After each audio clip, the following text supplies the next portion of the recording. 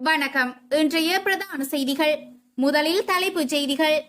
நாட்டில் குழந்தைகளிடையே அதிகரிக்கும் நோய் தாக்கம், பெற்றோர்களுக்கு எச்சரிக்கை. இலங்கை அதிபர் தேர்தல் கட்டுப்பணம் தொடர்பில் வெளியாகியுள்ள தகவல். வைத்தியசாலையில் இருந்து கைதி தப்பியோட்டம். முதலில் பொது தேர்தலை நடத்தப்பட வேண்டும், பசில் தெரிவிப்பு. இலங்கையின் பொருளாதார மேம்பாடு, ரணிலின் அடுத்த கட்ட நகர்வு. காரைதீவு கடற்கரையோரங்களில் தேங்கி கிடக்கும் பெருமளவு பிளாஸ்டிக் கழிவுகள் உடன் அகற்றுமாறு கோரிக்கை. இன்றிரவு பயங்கரம், வீட்டில் இருந்தவர் சுட்டுக்கொலை. கட்டுநாயக்காவில் அரசாங்க எம்பிக்கு வழங்கப்பட்ட காணி வெடித்தது சர்ச்சை. ஜேவிபி ஆட்சிக்கு வந்தால் மீண்டும் பயங்கரமான யுகம் உருவாகும், அமைச்சர் பிரசன்ன எச்சரிக்கை. இனி விரிவான செய்திகள். நாட்டில் குழந்தைகளிடையே அதிகரிக்கும் நோய் தாக்கம், பெற்றோர்களுக்கு எச்சரிக்கை. நாட்டில் ஏறக்குறைய 2000 குழந்தைகள் பீட்டா தலசீமியா என்ற நோயால் பாதிக்கப்பட்டுள்ளனர் என்று தலசீமியா நோய் வைத்திய நிபுணர் வைத்தியர் எம் ரஞ்சனி எத்சூரிய தெரிவித்துள்ளார். குறித்த நோய் நிலையை முன்கூட்டியே கண்டறிவதன் மூலம் தலசீமியா நோய் கொண்ட குழந்தைகள் பிறப்பதை தடுக்க முடியும் என்று அவர் கூறியுள்ளார். சர்வதேச தலசீமியா தினத்தை முன்னிட்டு நேற்று கொழும்பு சுகாதார மேம்பாட்டு அலுவலகத்தில் நடைபெற்ற ஊடகவியலாளர் மாநாட்டிலேயே விசேட வைத்தியர் இதனை குறிப்பிட்டுள்ளார். அவர் மேலும் கருத்து தெரிவிக்கையில், தலசீமியா ஹீமோகுளோபின் உற்பத்தியின் குறைபாடுகளை ஏற்படுத்தும் மரபணு மாற்றத்தால் ஏற்படும் நோய் என்பதால் குழந்தைகளுக்கு அதிக அளவு ரத்தம் கொடுக்கப்பட வேண்டும் என்று அவர் கூறியுள்ளார். நோயால் பாதிக்கப்பட்ட தனிநபர்கள் மற்றும் அவர்களது குடும்பங்கள் மீது மிகப்பெரிய உளவியல் தாக்கத்தை ஏற்படுத்துகிறது என்று அவர் குறிப்பிட்டுள்ளார். இந்நிலைமையை தடுப்பதற்கு நாட்டில் தலசீமியா பிரசவங்களின் எண்ணிக்கையை குறைப்பது முக்கியம் என்று அவர் வலியுறுத்தியுள்ளார். அதன்படி தலசீமியா கேரியர் நிலையை முன்கூட்டியே கண்டறிவதன் மூலம் தலசீமியா மேஜர் கொண்ட குழந்தைகள் பிறப்பதை தடுக்க முடியும் என்று அவர் கூறியுள்ளார். இலங்கை அதிபர் தேர்தல் கட்டுப்பணம் தொடர்பில் வெளியாகியுள்ள தகவல். இலங்கை அதிபர் தேர்தலுக்கான கட்டுப்பண தொகையை மிக பாரிய அளவில் அதிகரிப்பதற்கு தீர்மானிக்கப்பட்டுள்ளதாக தகவல் வெளியாகியுள்ளது. மேலும் கட்டுப்பணத்தை அதிகரிப்பது தொடர்பான யோசனைகள் பெற்றுக் கொள்ளப்பட்டதாக தேர்தல் ஆணைக்குழுவின் பிரதானி எல் ரட்நாயக தெரிவித்துள்ளார். இது தொடர்பில் மேலும் தெரிவித்த அவர், பொது மற்றும் சிவில் அமைப்புகளிடம் இருந்து இது குறித்த யோசனைகள் கோரப்பட்டது. கட்டுப்பண தொகையை அதிகரிக்க வேண்டும் என தேர்தல் கண்காணிப்பு அமைப்புகள் வலியுறுத்தியுள்ளது. நாடாளுமன்றம், சட்டமா அதிபர் திணைக்களம், ஏனைய பொது நிறுவனங்கள் மற்றும் தனியார் துறையினரின் யோசனைகளின் அடிப்படையில் இந்த பரிந்துரை செய்யப்பட்டுள்ளதாகவும் தேர்தல் ஆணைக்குழு தனித்து இந்த தீர்மானத்தை எடுக்கவில்லை எனவும் அவர் குறிப்பிட்டுள்ளார். இதேவேளை அரசியல் கட்சியொன்றின் வேட்பாளரது கட்டுப்பண தொகையை 2.4 மில்லியன் ரூபாவாகவும், சுயாதீன கட்சி வேட்பாளரின் கட்டுப்பண தொகையை 3.1 மில்லியன் ரூபாவாகவும் அதிகரிக்க யோசனை முன்வைக்கப்பட்டுள்ளதாக முன்னிலை சோசலிச கட்சியின் பிரச்சார செயலாளர் துமிந்த நாகமுவ தெரிவித்துள்ளார். மேலும் அதிபர் தேர்தலில் போட்டியிடும் அரசியல் கட்சியொன்றின் வேட்பாளர் தற்போது 50,000 ரூபாவினையும், சுயாதீன குழு ஒன்றின் வேட்பாளர் 75,000 ரூபாவினையும் கட்டுப்பணமாக செலுத்த வேண்டும் எனவும் குறிப்பிட்டார். குறிப்பிட்ட ஒரு வகுப்பைச் சேர்ந்த சமூகத்தினர் அரசியலில் ஈடுபடுவதை வரையறுக்கும் நோக்கில் இவ்வாறு கட்டுப்பண தொகை அதிகரிக்கப்படுவதாக அவர் குற்றம் சுமத்தியுள்ளமை குறிப்பிடத்தக்கது. வைத்தியசாலையில் இருந்து கைதி தப்பியோட்டம். களுத்துறை நாகொட போதனா வைத்தியசாலையில் சிகிச்சை பெற்று வந்த களுத்துறை சிறைச்சாலை கைதியோர்வர் கழிவறை ஜன்னல் வழியாக தப்பிச் சென்றுள்ளதாக வைத்தியசாலை வட்டாரங்கள் தெரிவிக்கின்றன. தப்பியோடியவர் வாத்துவ தெல்துவ தெவிருகம பிரதேசத்தை வசிப்பிடமாக கொண்டவர் என தெரிவிக்கப்படுகிறது. குறித்த கைதி 2300 மில்லிகிராம் ஹெரோயின் போதைப் பொருளை தம்பசம் வைத்திருந்த நிலையில் களுத்துறை காவல்துறையினரால் கைது செய்யப்பட்டு ஏப்ரல் 29 களுத்துறை நீதவான் நீதிமன்றில் முன்னிலைப்படுத்தப்பட்டு விளக்கமறியலில் வைக்கப்பட்டுள்ளதாக கூறப்படுகிறது. கைதி மற்றும் ஒரு கைதியால் தாக்கப்பட்டு கடந்த 6 வைத்தியசாலையில் அனுமதிக்கப்பட்டுள்ளதாக வைத்தியசாலை வட்டாரங்கள் தெரிவிக்கின்றன. களுத்துறை நாகொடை போதனா வைத்தியசாலையின் விடுதி இலக்கம் 5 சிறைச்சாலை அதிகாரிகளின் கண்காணிப்பில் சிகிச்சை பெற்று வந்த கைதி கழிவறைக்கு செல்வதாக கூறி ஜன்னல் வழியாக தப்பிச் சென்றதாக கூறப்படுகிறது.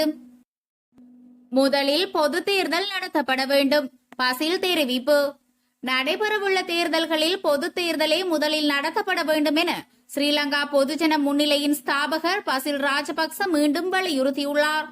கட்சியின் நாடாளுமன்ற உறுப்பினர்களை நேற்று சந்தித்த போது அவர் இந்த விடயத்தை தெரிவித்துள்ளார். மேலும் அதிபர் தேர்தலுக்கு முன்னதாக நாடாளுமன்ற தேர்தல் நடத்தப்பட வேண்டும் என்பதே தமது நிலைப்பாடு என அவர் குறிப்பிட்டுள்ளார்.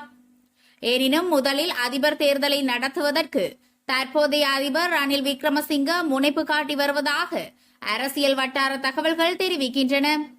இந்நிலையில் அண்மையில் ரணிலை பசில் ராஜபக்ச சந்தித்து பேச்சுவார்த்தை நடத்தியிருந்தார் என்பது குறிப்பிடத்தக்கது. பொதுஜன முன்னணியின் பெரும் எண்ணிக்கையிலான உறுப்பினர்கள் நாடாளுமன்ற தேர்தல் நடத்தப்படுவதனை விரும்புவதாக தெரிவிக்கப்படுகிறது. எனினும் எந்த தேர்தல் நடத்தப்பட்டாலும் அதனை எதிர்நோக்க ஆயத்தமாகுமாறு பசில் ராஜபக்ச கட்சி உறுப்பினர்களுக்கு அறிவுறுத்தல் வழங்கியுள்ளார். இலங்கையின் பொருளாதார மேம்பாடு, ரணிலில் அடுத்த கட்ட நகர்வு. இலங்கையின் பொருளாதாரத்தை மேம்படுத்தும் தனது பணி நிறைவுக்கு வந்துள்ளதாகவும் அடுத்த கட்ட நடவடிக்கை குறித்து தற்போது கவனம் செலுத்தப்பட வேண்டும் எனவும் அதிபர் ரணில் விக்ரமசிங்க தெரிவித்துள்ளார். கொழும்பில் உள்ள நட்சத்திர விடுதியொன்றில் இடம்பெற்ற இலங்கை காலநிலை மாநாட்டில் கலந்துரையாற்றும் போதே அவர் இதனை தெரிவித்துள்ளார். மேலும் தெரிவிக்கையில், இலங்கையின் பொருளாதாரத்தை மீட்பதற்காக இதுவரை முன்னெடுக்கப்பட்ட மாதிரியை எதிர்காலத்திலும் தொடர முடியாது. இலங்கைக்கு நிச்சயமாக புதுப்பிக்கத்தக்க ஆற்றல் தேவைப்படுகிறது. அதில் ஒன்று காற்று மூலம் மின்சாரம் உற்பத்தி செய்யும் காற்று அலையாற்றல். மன்னார் மாவட்டத்தில் உள்ள வனவிலங்குகளுக்கு தீங்கு விளைவிக்காமல் இந்த காற்றாலையை உருவாக்க முடியும் என்பதில் நாங்கள் உறுதியாக உள்ளோம். அம்மாந்தோட்டை சூரிய சக்தி பற்றிய பேச்சுக்கள் இப்போது ஆரம்பிக்கப்பட்டுள்ளன. நாம் செல்ல வேண்டிய தூரம் வெகு தூரம். இருந்தாலும் இந்திய பிரதமர் நரேந்திர மோடியுடனான சந்திப்பின் போது நான் வெளியிட்ட தொலைநோக்கு அறிக்கையில் இலங்கையின் எரிசக்தியை இந்தியாவுக்கு விற்பனை செய்வதும் உள்ளடக்கப்பட்டுள்ளது. இப்போது அதற்கான கட்டமைப்பு இணைப்பை உருவாக்க ஒப்புக்கொண்டுள்ளோம். அதானி குழுமத்துடனான முதல் ஒப்பந்தம் சில நாட்களுக்கு முன்பு முடிவடைந்தது என அவர் தெரிவித்துள்ளார். காரைதீவு கடற்கரையோரங்களில் தேங்கி கிடக்கும் பெருமளவு பிளாஸ்டிக் கழிவுகள் உடன் அகற்றுமாறு கோரிக்கை. அம்பாறை மாவட்ட கடற்கரையோரங்களில் அடைமழை காரணமாக பிளாஸ்டிக் மற்றும் இறந்த தாவரங்களின் கழிவுகள் அதிகளவாக காணப்படுவதாக தெரிவிக்கப்படுகிறது. அடைமழை காரணமாக வெள்ள நீர் வழிந்தோடுவதற்கு தற்காலிகமான கால்வாய்கள் கடலை நோக்கி கடந்த 2 தினங்களுக்கு முன்னர் வெட்டப்பட்டது. இந்நிலையில் இவ்வாறான கழிவுகள் அதிகளவாக கடற்கரையில் கரையொதுங்கி நிறைந்து காணப்படுகிறது. அம்பாறை மாவட்டத்தில் கரையோர பகுதிகளான காரைதீவு, மாளிகைக்காடு உள்ளிட்ட பகுதிகளில் இவ்வாறான கழிவுகள் அதிகளவில் தேங்கி நிற்பது அடையாளம் காணப்பட்டுள்ளது.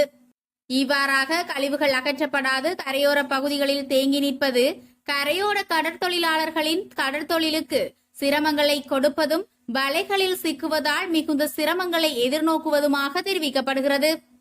எனவே பொறுப்பு வாய்ந்த அதிகாரிகள் இவ்விடயத்தில் உடனடியாக தலையிட வேண்டும் என பாதிக்கப்பட்டவர்கள் குறிப்பிட்டுள்ளனர். நேற்றிரவு பயங்கரம், வீட்டில் இருந்தவர் சுட்டுக்கொலை. மோட்டார் சைக்கிளில் வந்த இனம் தெரியாத இருவர் நேற்றிரவு அஹிங்கல்ல போகப்பிட்டிய பகுதியில் மேற்கொண்ட துப்பாக்கிச் சூட்டில் 54 வயதுடைய நபர் ஒருவர் உயிரிழந்துள்ளார். உயிரிழந்தவர் தனது வீட்டில் இருந்த போதே சுடப்பட்டதாக காவல்துறையினர் தெரிவித்தனர். உயிரிழந்தவர் அஹிங்கல்ல பிரதேசத்தைச் சேர்ந்தவர் என அடையாளம் காணப்பட்டுள்ளார். துப்பாக்கிச் சூட்டுக்கான காரணத்தை கண்டறியவும் சந்தேக நபர்களை அடையாளம் காணவும் காவல்துறையினர் விசாரணைகளை மேற்கொண்டு வருகின்றனர். கட்டுநாயக்காவில் அரச எம்பிக்கு வழங்கப்பட்ட காணி வெடித்தது சர்ச்சை. கட்டுநாயக்க சர்வதேச விமான நிலையத்தில் அரசாங்கத்தின் நாடாளுமன்ற உறுப்பினர் ஒருவருக்கு விமான எரிபொருள் சேமிப்பு நிலையத்தை கொண்டு நடத்துவதற்கு அரசாங்கம் காணியொன்றை வழங்கியுள்ளதாக நாடாளுமன்ற உறுப்பினர் தயாசிறி ஜெயசேகர நாடாளுமன்றத்தில் தெரிவித்தார். ஜெட் எரிபொருள் விநியோகம் நாட்டிற்கு டாலர்களை ஈட்டித் தரும் பிரதான ஆதாரமாக இருப்பதாக தெரிவித்த அவர், இலங்கை பெட்ரோலிய கூட்டுத்தாபனம் அதன் ஏகபோக உரிமையை ஏன் இழக்கிறது எனவும் கேள்வி எழுப்பினார்.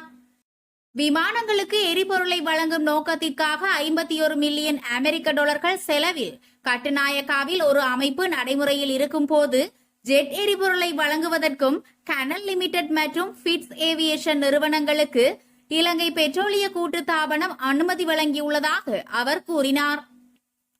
இதன்போது குறித்த நாடாளுமன்ற உறுப்பினரின் பெயரை வெளியிடுமாறு சபை தலைவர் சுசில் பிரேமஜெயந்த தயாசிரியிடம் வலியுறுத்தினார். பின்னர் எம்பி ஜெயசேகர குறித்த எம்பி ஒரு வர்த்தகர் என்றும் பொதுஜன பெரமுனவின் அதிபர் வேட்பாளராக எதிர்பார்க்கப்படுவதாகவும் சூசுமமாக தெரிவித்தார். மாதாந்தம் கட்டுநாயக்க ஊடாக 13 மில்லியன் லிட்டர் விமான எரிபொருள் வழங்கப்படுவதாகவும் மத்தள விமான நிலையத்தினூடாக 3 மில்லியன் லிட்டர்களும் இலங்கை விமானப்படைக்கு 400,000 லிட்டர்களும் வழங்கப்படுவதாக நாடாளுமன்ற உறுப்பினர் ஜெயசேகர தெரிவித்தார். ஜெட் எரிபொருள் விநியோகத்தில் ஏகபோகம் உலகின் எந்த முக்கியமான விமான நிலையங்களிலும் இல்லை என்றும் அனைத்து விமான நிலையங்களிலும் 5 முதல் 10 நிறுவனங்கள் ஜெட் எரிபொருளை வழங்குவதாகவும் ராஜாங்க அமைச்சர் டி வி சாணக்க இதன்போது கூறினார். விமான எரிபொருள் விநியோகத்தில் போட்டியை உருவாக்குவது, போட்டித்தன்மை வாய்ந்த விலையை உறுதி செய்வதை அமைச்சகம் நோக்கமாக கொண்டுள்ளது என அவர் குறிப்பிட்டார்.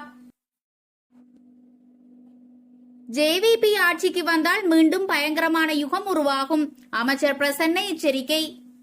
தாம் ஆட்சிக்கு வந்தால் தமது கட்சியினருக்கு சில நீதி அதிகாரங்களை வழங்குவோம் என ஜேவிபி கூறியுள்ளமை கிராமங்களில் மீண்டும் காட்டாறு சட்டத்தை ஏற்படுத்த தயாராக இருப்பதை உறுதிப்படுத்துவதாக நகர அபிவிருத்தி மற்றும் வீடமைப்பு அமைச்சர் பிரசன்ன ரணதுங்க தெரிவித்தார். 88-89 காலகட்டங்களில் ஜேவிபி மக்களை கொன்று கிராமங்களில் காட்டு சட்டத்தை நடைமுறைப்படுத்தியது மக்களுக்கு இன்னமும் நன்றாக நினைவில் உள்ளதாக அமைச்சர் குறிப்பிட்டார். ஜனதா விமுக்தி பெரமுனவின் இந்த கதையை எந்த வகையிலும் நகைச்சுவையாக எடுத்துக்கொள்ளக் கூடாது என்றும் தீவிரவாத குழுக்கள் ஆட்சிக்கு வந்தால் இதுபோன்ற பயங்கரமான யுகம் மீண்டும் உருவாகும் என்றும் அமைச்சர் வலியுறுத்தினார். நாம் மக்களை பற்றி சிந்தித்து செயற்பட்ட வேளையில் எதிரணியினர் அவர்களின் நிகழ்ச்சி நிரலை நடைமுறைப்படுத்தினார்கள். வெளிநாடுகளுக்கு சென்று இலங்கைக்கு பணம் அனுப்ப வேண்டாம் என சொன்னார்கள். சுற்றுலாவை அழிக்க வேலை செய்தனர். குறிப்பாக சுற்றுலா பயணிகள் போராட்டங்கள், கலவரங்கள் உள்ள நாடுகளுக்கு வர விரும்புவதில்லை. இந்த போராட்டத்தால் சுற்றுலா தொழில் முற்றிலும் சரிந்தது. மக்கள் அமைதியான போராட்டத்தை தொடங்கினர். ஆனால் எதிர்க்கட்சிகள் அதை சாதகமாக பயன்படுத்திக் கொண்டன. மக்கள் செய்த தியாகத்தினால் மிக குறுகிய காலத்தில் அபிவிருத்தி சவாலை எங்களால் வெற்றி கொள்ள முடிந்தது. அடுத்த 2 வருடங்கள் இன்னும் சிறப்பாக இருக்கும். இன்னும் ஓரிரு வருடங்கள் தேர்தல் இல்லாமல் இப்படியே தொடர்வோம் என்று மக்கள் கூறுகின்றனர். ஆனால் அரசியலமைப்பு சட்டப்படி அவ்வாறு செய்ய முடியாது. எனவே குறிப்பிட்ட நேரத்தில் அதிபர் தேர்தல் நடைபெறும் என அவர் மேலும் தெரிவித்தார்.